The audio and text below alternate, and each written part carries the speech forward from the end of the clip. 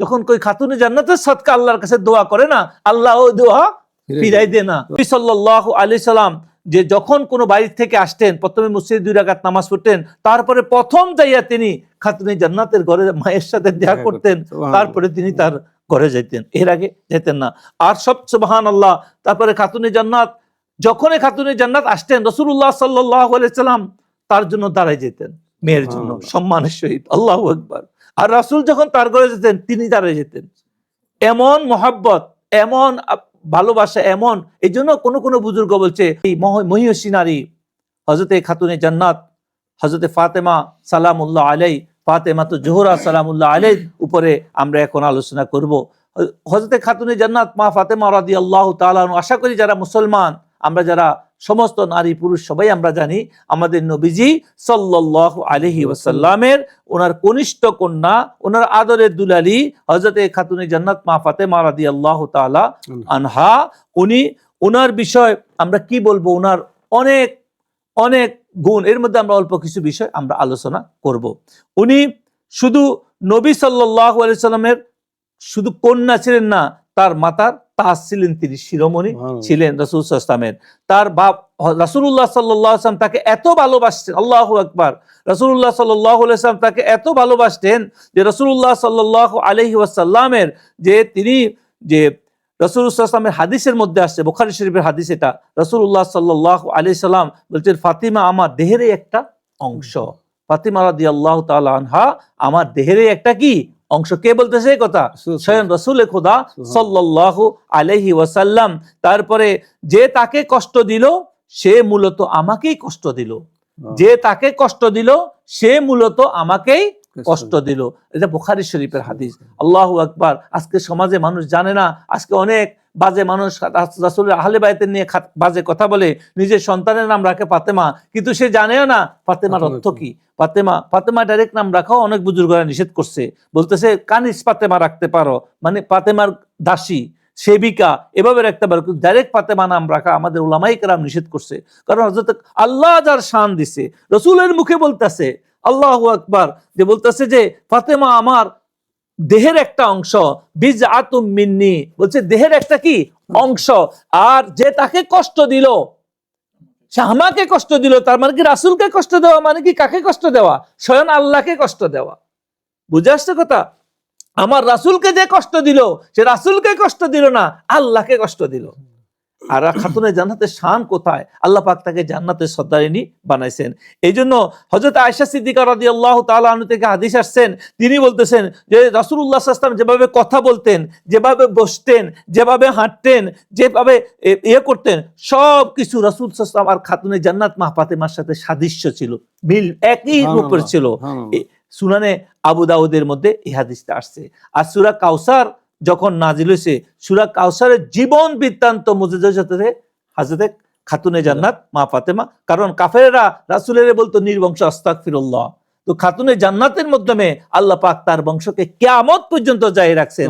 হাসানি হোসেনি যে সৈয়দ খাতুনে জান্নাতের মাধ্যমে হযরতে মা ফাতেমা সালামুল্লাহ আলাইহির মাধ্যমে কিয়ামত পর্যন্ত রাসূলের বংশ থাকবে।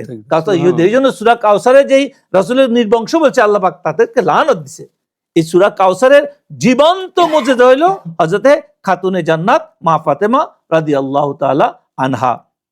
এই জন্য আসি, আমরা যারা পৃথিবীতে কঠোর পরিশ্রম করি, বিভিন্ন রকমের কাজ করি, বিশেষ করে আমাদের মা বোনেরা অনেক কষ্টের কারণে তারা অনেক কষ্ট পায়, মনে দুঃখ পায়। কিন্তু তারা যদি খাতুনে জান্নাতের জীবনীকে যদি একটু দেখে, তারা খাতুনে জান্নাতের ইয়াকে দেখে, খাতুনে জান্নাত এমন পরিশ্রম করতেন যে তিনি নিজ হাতে জাতা ঘুরাইতেন। আগেকার দিনে যে আটা বানাইতো না, আটা পিষ্ট, ওটাকে কি জাতা বলতো, পাথরের। এভাবে কষ্ট করতে করতে তার হাতের মধ্যে ফোস্কা পড়ে যেত। তারপরে তিনি এত কঠোর পরিশ্রম করতেন যে কুয়া থেকে নিজে পানি উঠাইতেন, কষ্ট করে নিয়ে আসতেন, পানি টানতেন, আর রশির সাহায্যে কুয়া থেকে পানি উঠাইতে যেত অনেক কষ্ট করে। তারপরে তিনি তার হাতে যখন পুস্কা পড়ে গেছিল, তিনি রাসূলুল্লাহ সাল্লাল্লাহু আলাইহি ওয়াসাল্লামের দরবারে তিনি একবার, অনেকগুলা দাসী আসছিলেন, অনেকগুলা সেবিকা আসছিলেন, আর তিনি গেছেন, তিনি এত শর্মিন্দা ছিলেন, এত তাহেরা ছিলেন, এত তয়্যিবা ছিলেন, বাপের সামনে দাঁড়াই একটিবারের জন্য বলতে পারেন নাই বাবা আমার এটা দরকার। তিনি আম্মাজান আয়েশা সিদ্দিকা রাদিয়াল্লাহু তাআলা আনহার কাছে যাই বলছেন যে এখানে তো অনেকগুলো দাস সেবিকা আসছেন, যদি আমার আব্বা খুশি হয়ে আমাকে একটা দিতেন। আর রাসূলুল্লাহ সাল্লাল্লাহু আলাইহি ওয়াসাল্লাম যখন তিনি শুনছেন এই কথা, তিনি ওনার ঘরে আসছেন, হযরত খাতুনে জান্নাতের ঘরে আসছেন। আসার পরে হযরত আলী ছিলেন, তিনি তাদের মধ্যখানে বসছেন, বসে তাদেরকে বলতেছেন যে দাসীর থেকে যদি উত্তম কোনো কিছু দিই তুমি কি খুশি হবে না? এ আমার জান, এ আমার কলিজা। খাতুনে জান্নাত বলতেছেন আব্বা জান অবশ্যই, এর থেকে বড় কিছু আর হইতে পারে না। তখন আমাদের জন্য একটা তাসবিহ দিছেন উম্মতে মুহাম্মদ সাল্লাল্লাহু আলাইহি ওয়াসাল্লাম, তাসবিহে ফাতেমি বলে, এটাকে তাসবিহে ফাতেমি বলে। ওই তাসবিহকে আমরা 3 তাসবিহ বলি, সুবহানাল্লাহ, আলহামদুলিল্লাহ, আল্লাহু আকবার। এটাতে আমি আসতেছি, এই তাসবিহগুলোর বর্ণনা করতেছি একটু পরে। আর পর্দা, লজ্জাশীলতা, পর্দা তার লজ্জাশীলতা, খাতুনে জান্নাত যখন পর্দা নাজিল হয়েছে দুনিয়াতে, এর পরবর্তীতে তিনি যে পর্দা এত চূড়ান্ত পর্যায়ে সমস্ত নারী জাতির জন্য একটা আদর্শ, সেটা আমাদের মা বোনের যদি এটাকে ফলো করে। খাতুনে জান্নাত এত লজ্জাশীল ছিলেন, এত পর্দার ব্যাপারে এত স্ট্রং ছিলেন তিনি। তো তিনি হযরত খাতুনে জান্নাত তার দুনিয়া থেকে বিদায় নেওয়ার পরে, ওয়েসাল করার পরেই তিনি প্রথম ব্যক্তি যে তিনি বলে গেছেন যে আমাকে যে বাঁশ দিয়া, তারপরে আমাকে যেভাবে দিয়ে ঢাকি রাত্রের বেলায়, মানে রাত্রের বেলায় আমাকে দাফন করার জন্য তিনি ওসিয়ত করছেন যে রাত্রে যেন কোনো পরপুরুষ যারা শরীয়তের বাইরে আছে তারা যেন না দেখতে পারে। আজকে আমরা এরপরে তিনি বলছেন যে নারীর আসল যে বরকত সৌন্দর্য তার লোক চক্ষুর অন্তরালে লুকায়িত আছেন। এটা হলো খাতুনে জান্নাতের শিক্ষা। খাতুনে জান্নাতের অনেক শিক্ষা। খাতুনে জান্নাতের এত সম্মান যে নবী সাল্লাল্লাহু আলাইহি সাল্লাম যে যখন কোনো বাড়ি থেকে আসতেন প্রথমে মসজিদে 2 রাকাত নামাজ পড়তেন, তারপরে প্রথম যাইয়া তিনি খাতুনে জান্নাতের ঘরে মায়ের সাথে দেখা করতেন, তারপরে তিনি তার ঘরে যাইতেন, এর আগে যেতেন না। আর সব সুবহানাল্লাহ। তারপরে খাতুনে জান্নাত যখনই খাতুনে জান্নাত আসতেন রাসূলুল্লাহ সাল্লাল্লাহু আলাইহি সাল্লাম তার জন্য দাঁড়ায় যেতেন, মেয়ের জন্য সম্মানের সহিত, আল্লাহু আকবার। আর রাসূল যখন তার ঘরে যেতেন তিনি দাঁড়ায় যেতেন। এমন মহব্বত, এমন ভালোবাসা, এমন। এই জন্য কোনো কোনো বুজুর্গ বলছে যখন কই খাতুনে জান্নাতের সদকা আল্লাহর কাছে দোয়া করে না, আল্লাহ ও দোয়া ফিরাই দে না। আল্লাহ ফিরাই দিতে আল্লাহর কাছে ইয়া লাগে, নবী দুলালির ইয়ে দিয়া।